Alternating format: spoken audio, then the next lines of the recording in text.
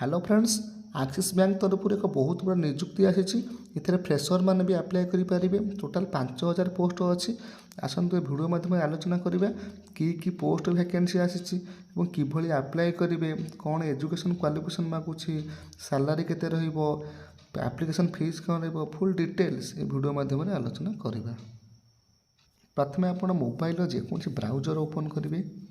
Open कर search करेंगे Odisha space GOVT space job.in लिखिकी सर्च करेंगे। देखो सर्च करापर प्रथम जो वेबसाइट आसो यहाँ ओडिशा GOVT ऑफिशियल वेबसाइट, ये प्रथम वेबसाइट उपर क्लिक करेंगे। देखो क्लिक कला बर्तमान ओडिशा GOVT साइट टी ओपन होगा। देखो तौक स्क्रोल करेंगे। देखो एठार जमी अच्छे 10th job, 12th job, Odisha government job, same देखो गोटे अच्छी बैंक जॉब। आपड़ ये बैंक जॉब उपर क्लिक करेंगे। देखो बैंक जॉब पर क्लिक कलापर आपन पाखे फास्ट नोटिफिकेशन टी शो हो Axis Bank fresher requirement 2025 notification total 5000 post अच्छी। आपड़ यही पोस्ट उपर क्लिक करेंगे। देखो बर्तमान आक्सीस बैंक साइट टी ओपन हो गला। क्लीयरली मेंशन कर देछि कि Axis Bank fresher requirement 2025 total केतोटी पोस्ट अच्छी ना 5000 पोस्ट अच्छी। आसन जाना ये वीडियो जाना कि आप आप्लाय करेंगे, फुल डिटेल्स जाना तौक स्क्रोल करेंगे। देखो क्यों ऑर्गेनाइजेशन तरफ पोस्ट आसी ना आक्सीस बैंक डिपार्टमेंट आ जॉब कौन रहा परमानेंट रहा। जानते बैंक जॉब हो प्राइवेट, कैटेगरी कौन रहा प्राइवेट जॉब रही। फ्रेशर पिला भी आप्लाय करेंगे। जो मान किसी नॉलेज न फ्रेशर पिला से भी आप्लाय करेंगे, किसी एक्सपीरियंस नॉलेज न कौन कौन पोस्ट वैकेंसी अच्छी देखूँ ना IT मैनेजर अच्छी, असिस्टेंट मैनेजर अच्छी, क्लर्क पर पोस्ट अच्छी, ब्रांच मैनेजर अच्छी, सेल्स मैनेजर अच्छी, रिलेशनशिप मैनेजर अच्छी, और अन्य पोस्ट अच्छी। देखा कौन कौन पोस्ट पर कौन क्वालिफिकेशन मागुची तौक देखा। देखो आप्लिकेसन मोड कौन रखी ना ऑनलाइन रखी। क्यों मैंने आप्लाय करेंगे ऑल इंडिया पिला आप्लाय करेंगे। और लास्ट डेट रखी 30 दिन, मैंने ऑलरेडी आप्लाय डेट स्टार्ट आज हो गला 30 दिन यार रखी मैंने फेब्रुआरी 28 भितर आपको आप्लाय करा पड़ो। क्यों मैंने आप्लाय करेंगे बोथ मेल और फीमेल पिला आप्लाय करेंगे।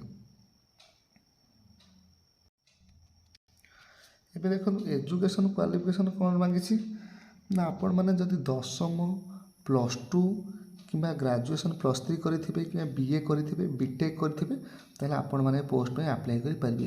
ମନେ ରଖନ୍ତୁ 10ମ ପାସ୍ କରିଥିଲେ ବି ଆପ୍ଲାଏ କରିପାରିବେ, +2 ପାସ୍ କରିଥିଲେ ବି ଆପ୍ଲାଏ କରିପାରିବେ, +3 ପାସ୍ କରିଥିଲେ ବି ଆପ୍ଲାଏ କରିପାରିବେ, BTEC BA ଯାହା ଆପ୍ଲାଏ କରି ଆପଣ ପଢ଼ିଥିବେ ଆପ୍ଲାଏ କରିପାରିବେ। ଏବେ ଦେଖନ୍ତୁ ଏଜ୍ ଲିମିଟ୍ କେତେ ମାଗିଛି ନା ମିନିମମ୍ ମାଗିଛି 18 ବର୍ଷ। ଆପଣଙ୍କୁ ମିନିମମ୍ 18 ବର୍ଷ ହେଇଥିବ ଓ ମ୍ୟାକ୍ସିମମ୍ 40 ବର୍ଷ ହେଇଥିବ, ତାହେଲେ ଆପଣ ଏ ପୋଷ୍ଟରେ ଆପ୍ଲାଏ କରିପାରିବେ। ଦେଖନ୍ତୁ ଏଜ୍ ରିଲାକ୍ସେସନ୍ ବି ଅଛି। 40 ବର୍ଷ ପରେ ଯଦି OBC ପିଲା ହେଇଥିବେ 3 ବର୍ଷ ଏଜ୍ ରିଲାକ୍ସେସନ୍ ଅଛି। SC ST ପିଲାଙ୍କ ପାଇଁ 5 ବର୍ଷ ଅଛି। ଏକ୍ସ ସର୍ଭିସମ୍ୟାନ୍ ପାଇଁ 5 ବର୍ଷ ଅଛି। PWD ପ୍ଲସ୍ SC ST ପିଲାଙ୍କ ପାଇଁ 15 ବର୍ଷ ରହିଛି। ଏବେ ଦେଖନ୍ତୁ ସାଲାରୀ କ'ଣ ରହିବ। ଦେଖନ୍ତୁ ଭଲ ସାଲାରୀ ରଖିଛି। ଆପଣଙ୍କ ପେ ସ୍କେଲ୍ ଅନୁସାରେ 23,480 ଟଙ୍କା ସାଲାରୀ ରହିବ। ଭିନ୍ନ ଭିନ୍ନ ପୋଷ୍ଟ ପାଇଁ ଅଲଗା ଅଲଗା ସାଲାରୀ ରହିବ, କିନ୍ତୁ ପ୍ରାୟତଃ ଭଲ ସାଲାରୀ ରହିବ। ପ୍ଲସ୍ ଆଲାଉନ୍ସ, ଡେଲି ଆଲାଉନ୍ସ ଆପଣଙ୍କୁ ଏଥିରେ ସେ ଦେବ। ଯେମିତି ଡେଲି ଆଲାଉନ୍ସ ରହିଲା TA ଆଉ DA, ଟ୍ରାଭେଲିଂ ଆଲାଉନ୍ସ ଆଉ ଡେଲି ଆଲାଉନ୍ସ, ଡେଲି ଆଲାଉନ୍ସ ଫୁଡ଼ିଂ ଏସବୁ ଆପଣଙ୍କୁ ଦେବ। ଏବେ ଦେଖନ୍ତୁ ଏ ପୋଷ୍ଟ ପାଇଁ ସିଲେକ୍ସନ୍ ପ୍ରୋସେସ୍ କ'ଣ ରଖିଛି ନା ଏଥିରେ କୌଣସି ଏକ୍ଜାମ୍ ହେବ ନାହିଁ, ନୋ ଏକ୍ଜାମ୍ ରଖିଛି। କେବଳ ମାର୍କ ବେସିକ୍ରେ ସିଲେକ୍ସନ୍ ହେବ। ଯେଉଁ ପୋଷ୍ଟ ପାଇଁ ଯେଉଁ କ୍ୱାଲିଫିକେସନ୍ ମାଗିଥିବ ସେଇ ରେଞ୍ଜରେ ମାର୍କ ଦେଖାଯିବ। ଯଦି କିଛି ପୋଷ୍ଟ ପାଇଁ 10th ସାର୍ଟିଫିକେଟ୍ ମାଗିଥିବ, ତାର ଯାହାର ଅଧିକା ମାର୍କ ଥିବ, ଯେତିକି ପୋଷ୍ଟ ଥିବ ସେଇ ଅନୁସାରେ ସିଲେକ୍ସନ୍ ହେବ। ଆଉ ଗୋଟେ ଇଣ୍ଟରଭ୍ୟୁ ରହିବ, ତାପରେ ଡକୁମେଣ୍ଟ ଭେରିଫିକେସନ୍ ହେବ। ଦେଖନ୍ତୁ ଆପ୍ଲିକେସନ୍ ଫିସ୍ କ'ଣ ରଖିଛି ନା ଏଇ ପୋଷ୍ଟ ପାଇଁ ଆପଣ କୌଣସି ଫିସ୍ ପେ କରିବେ ନାହିଁ। ଜେନେରାଲ୍ ପିଲା ହୁଅନ୍ତୁ କି OBC ପିଲା ହୁଅନ୍ତୁ या फिजिकल हैंडिक्याप्ड पिला हुअନ୍ତୁ कि SC ST पिला हुअନ୍ତୁ, सबू पिलांक ପାଇଁ ଏଠାରେ ଫିସ୍ 0 ରହିଛି। ଦେଖନ୍ତୁ କ'ଣ କ'ଣ ଇମ୍ପୋର୍ଟାଣ୍ଟ ଡକୁମେଣ୍ଟ ମାଗିଛି ଏଇ ପୋଷ୍ଟ ପାଇଁ ନା ଏଇ ପୋଷ୍ଟ ପାଇଁ ଆପଣଙ୍କୁ କ୍ୱାଲିଫିକେସନ୍ ସାର୍ଟିଫିକେଟ୍ ଦେବେ। ଯେମିତି ହେଲା 10ମ କିମ୍ବା +2 କିମ୍ବା ଗ୍ରାଜୁଏସନ୍, BA BTEC ଯାହା କରିଥିବେ କ୍ୱାଲିଫିକେସନ୍ ସାର୍ଟିଫିକେଟ୍ ଦେବେ। ପ୍ଲସ୍ ଫଟୋ 2 ପିସ୍ ଦେବେ, ଆଉ ଆପଣଙ୍କ ପାଖରେ ଯଦି କିଛି ଏକ୍ସପିରିଏନ୍ସ ସାର୍ଟିଫିକେଟ୍ ଥିବ ଦେବେ, ନଦେଲେ ବି ଚଳିବ। ଏବେ ଦେଖନ୍ତୁ ଏ ପୋଷ୍ଟ ପାଇଁ ଅଲରେଡ଼ି ଆପ୍ଲାଏ ଷ୍ଟାର୍ଟ ହେଇଗଲାଣି, ଆଜିଠାରୁ ଆପ୍ଲାଏ ହେଲାଣି ଏବଂ ଲାଷ୍ଟ ରହେ 30 ଦିନ। ମାନେ ଆପଣ ଫେବୃଆରୀ 25 କି ଧରନ୍ତୁ, ଫେବୃଆରୀ 25 ଭିତରେ ଆପଣଙ୍କୁ ଏ ପୋଷ୍ଟରେ ଆପ୍ଲାଏ କରିବାକୁ ପଡ଼ିବ। ଏବେ ଆସନ୍ତୁ ଜାଣିବା କିଭଳି ଆପ୍ଲାଏ କରିବେ। ଦେଖନ୍ତୁ ଏଠାରେ ଗୋଟେ କ୍ଲିୟରଲି ଗୋଟେ ଲେଖିଦେଇଛି କି how to apply Axis bank requirement. ଏଠାରେ କିଛି ଦେଇଛି ପଏଣ୍ଟ 1 2 ଏମିତି କିଛି 10ଟା ପଏଣ୍ଟ ଅଛି। ଆପଣ ପଏଣ୍ଟକୁ ଠିକ୍ସେ ପଢ଼ି ନେବେ। ମୁଁ ତ ଆପଣଙ୍କୁ ପ୍ରୋସେସ୍ ବତେଇଦେବି କିଭଳି ଆପ୍ଲାଏ କରିବେ, ତଥାପି ଏ ପଏଣ୍ଟ ସବୁ ଟିକେ ଟିକେ ପଢ଼ି ନେବେ। ଦେଖନ୍ତୁ ତଳକୁ ସ୍କ୍ରୋଲ୍ କରିବେ, ଏଠି ଗୋଟେ ଇମ୍ପୋର୍ଟାଣ୍ଟ ଲିଙ୍କ୍ ଦେଇଛି ଦେଖନ୍ତୁ, ଲେଖିଛି ଆପ୍ଲାଏ ଅନଲାଇନ୍ ଲିଙ୍କ୍। ଏବେ ଦେଖିବା କିଭଳି ଆପଣ ଏ ପୋଷ୍ଟ ପାଇଁ ଆପ୍ଲାଏ କରିବେ। ଦେଖନ୍ତୁ ଏ ଯେଉଁ ଆପ୍ଲାଏ ଅନଲାଇନ୍ ଲିଙ୍କ୍ ଲେଖିଛି, এই ଆପ୍ଲାଏ ଅନଲାଇନ୍ ଲିଙ୍କ୍ର ଉପରେ କ୍ଲିକ୍ କରିବେ।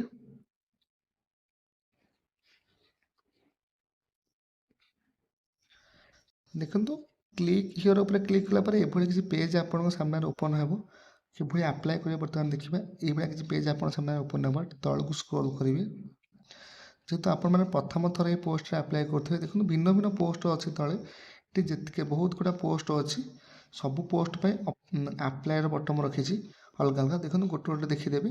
ଯଦି ଆପଣ ଏଇ ଫାଷ୍ଟ ଦେଖନ୍ତୁ, ଯଦି ଆକ୍ସିସ୍ ବ୍ୟାଙ୍କର ହାୟରିଂ ଫର୍ କଷ୍ଟମର ସର୍ଭିସ୍ ଏକ୍ଜିକ୍ୟୁଟିଭରେ ଆପ୍ଲାଏ କରିବାକୁ ଚାହୁଁଥିବେ, ତାହେଲେ ଆପଣ ଏ ଯେଉଁ ସାଇଟ୍ରେ ରଖିଛି ଆପ୍ଲାଏ ନାଓ ବଟମ୍ ଦେଖନ୍ତୁ, এই ଆପ୍ଲାଏ ନାଓ ବଟମ୍ ଉପରେ କ୍ଲିକ୍ କରିବେ। ସେମିତି ଯେକୌଣସି ପୋଷ୍ଟରେ ଯେଉଁମାନେ ଆପ୍ଲାଏ କରିବାକୁ ଚାହୁଁଥିବେ, ଏଥିରେ ଫ୍ରେସର୍ ହାୟରିଂ ଫର୍ ବ୍ରାଞ୍ଚ ବ୍ୟାଙ୍କିଂ ପାଇଁ ଯେଉଁମାନେ ଆପ୍ଲାଏ କରିବାକୁ ଚାହୁଁଥିବେ, ଏ ସାଇଟ୍ରେ ଆପ୍ଲାଏ ନାଓ ଉପରେ କ୍ଲିକ୍ କରିବେ। ଏମିତି ଭିନ୍ନ ଭିନ୍ନ ପୋଷ୍ଟ ଦେଇଛି, ସବୁର ଆପ୍ଲାଏ ବଟମ୍ ବି ଦେଇଛି ଡାହାଣ ପଟେ ଦେଖନ୍ତୁ। ଯେଉଁ ପୋଷ୍ଟରେ ଆପଣ ଆପ୍ଲାଏ କରିବାକୁ ଚାହୁଁଥିବେ, ସେଇ ଆପ୍ଲାଏ ଉପରେ କ୍ଲିକ୍ କରିବେ। ଦେଖନ୍ତୁ ବର୍ତ୍ତମାନ ଆମେ ଗୋଟେ ଆପଣଙ୍କୁ ଆପ୍ଲାଏ କରି ଦେଖାଇ ଦେଉଛି। ଦେଖନ୍ତୁ ବହୁତ ସାରା ପୋଷ୍ଟ ଅଛି ଏଠାରେ।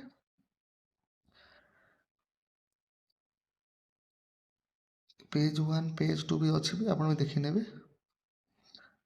ଦେଖନ୍ତୁ ଏମିତି ପେଜ୍ କରି ବହୁତ ସାରା ପୋଷ୍ଟ ଅଛି।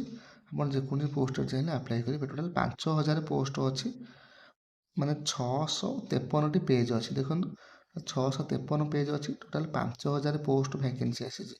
ଆପଣ ଯେକୌଣସି ପୋଷ୍ଟରେ ଚାହିଁଲେ ବି ଆପ୍ଲାଏ କରିପାରିବେ। ମୁଁ ଆପଣଙ୍କୁ ବତେଇ ଦେଉଛି, ଦେଖନ୍ତୁ କିଭଳି ଆପ୍ଲାଏ କରିବେ। 1 ନମ୍ବର ପେଜ୍କୁ ଯିବା। ଦେଖନ୍ତୁ ସଭା ଉପରେ ଯେଉଁ ପୋଷ୍ଟଟି ଆସିଛି, ଆମେ ସେଇଥିରେ ଆପ୍ଲାଏ କରି ମୁଁ ଆପଣଙ୍କୁ ଦେଖେଇବି।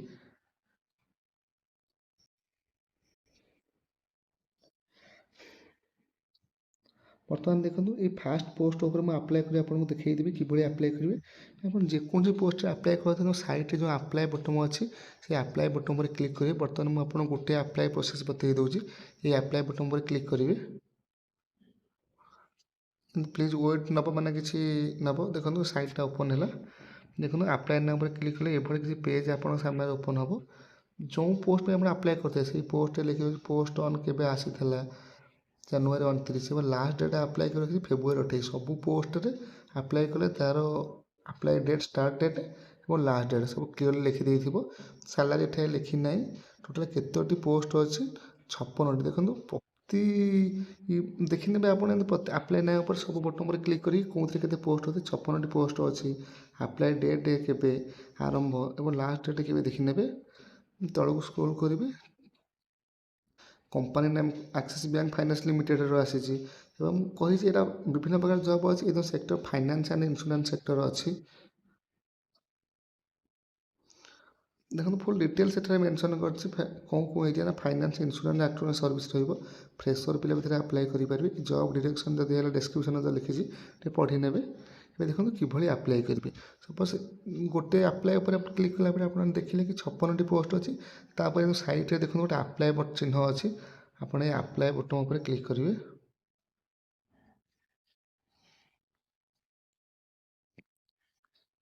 ଦେଖନ୍ତୁ ଆପ୍ଲାଏ ବଟନ୍ ଉପରେ କ୍ଲିକ୍ କଲା ପରେ ଏଠାରେ ସେ ୟୁଜର୍ ଆଇଡ଼ି ଏବଂ ପାସୱାର୍ଡ଼ ମାଗୁଛି। ଆପଣ ଯଦି ଫ୍ରେସର୍ ବର୍ତ୍ତମାନ ରେଜିଷ୍ଟର୍ କରିବେ। ରେଜିଷ୍ଟର୍ କରିସାରିଲା ପରେ ୟୁଜର୍ ଆଇଡ଼ି, ପାସୱାର୍ଡ଼ ଏବଂ ଏମିତି ତଳକୁ ସ୍କ୍ରୋଲ୍ କରି ଦେଖନ୍ତୁ ଏଠାରେ କ୍ୟାପ୍ଚା ଫିଲ୍ଅପ୍ କରିବେ। ତାପରେ ସବମିଟ୍ ମାରିବେ। ତାପରେ ସାଇନ୍ ଇନ୍ କରିବେ। ଯଦି ଆପଣ ନୂଆ, ଯଦି ପ୍ରଥମ ଥର ପାଇଁ ଏ ପୋଷ୍ଟରେ ଆପଣ ଆପ୍ଲାଏ କରୁଛନ୍ତି, ତାହେଲେ ଆପଣ ଦେଖନ୍ତୁ ନ୍ୟୁ ୟୁଜର୍ ହେଇଥିବେ। ଏଠି ଲେଖି ନ୍ୟୁ ୟୁଜର୍ ସାଇନ୍ ଅପ୍। ଆଉ କ'ଣ, ପ୍ରଥମେ ସାଇନ୍ ଅପ୍ କରିବେ। ସାଇନ୍ ଅପ୍ କରିସାରିଲା ପରେ ୟୁଜର୍ ଆଇଡ଼ି ଏବଂ ପାସୱାର୍ଡ଼ କ୍ରିଏଟ୍ ହେଇଯିବ। ଏଠାରେ ଦେଖନ୍ତୁ ଫାଷ୍ଟ ମୁଁ କହିଛି, ଯଦି ଆପଣ ପ୍ରଥମ ଥର ଆପ୍ଲାଏ କରୁଥିବେ, ଆପଣ ନ୍ୟୁ, ତ ଏଇ ନ୍ୟୁ ୟୁଜର୍ ସାଇନ୍ ଅପ୍ ଉପରେ କ୍ଲିକ୍ କରିବେ। କ୍ଲିକ୍ କରିବେ। କ୍ଲିକ୍ କଲା ପରେ ଏଇଭଳି କିଛି ପେଜ୍ ଓପନ୍ ହେବ। ସେଠାରେ ଆପଣଙ୍କ ସବୁ ଡିଟେଲ୍ସ ଭରିକି user I D password create କରିବେ। ତାପରେ ଏଠାରେ ସେଠି ସେ ଯେଉଁ ପାସୱାର୍ଡ଼ କ୍ରିଏଟ୍ କରିବେ ଏଠାରେ ୟୁଜର୍ ଆଇ ନେମ୍ ପକାଇବେ, ପାସୱାର୍ଡ଼ ପକାଇବେ। ଏଠାରେ ଆପଣ କାପ୍ଚା ଫିଲ୍ଅପ୍ କରିବେ। ଫିଲ୍ଅପ୍ କରିସାରିଲା ପରେ ଏ ସାଇନ୍ ଇନ୍ ଉପରେ କ୍ଲିକ୍ କରିବେ। କ୍ଲିକ୍ କରି ପୁରା ସିମ୍ପଲ୍ ପ୍ରୋସେସ୍ ଆପ୍ଲାଏ ଆପଣଙ୍କର ହେଇଯିବ। ଯଦି ଭିଡ଼ିଓଟି ଭଲ ଲାଗିଥିବ ଲାଇକ୍ କରିବେ, ସବସ୍କ୍ରାଇବ୍ କରିବେ। Thanks for watching. ଏବଂ ଏଇଭଳି ପ୍ରତିଦିନ ନୋଟିଫିକେସନ୍ ପାଇବା ପାଇଁ ଡେସ୍କ୍ରିପ୍ସନ୍ରେ ମୁଁ ଟେଲିଗ୍ରାମ୍ ଲିଙ୍କ୍ ଦେଇଛି, ଜଏନ୍ ହେଇଯାଆନ୍ତୁ।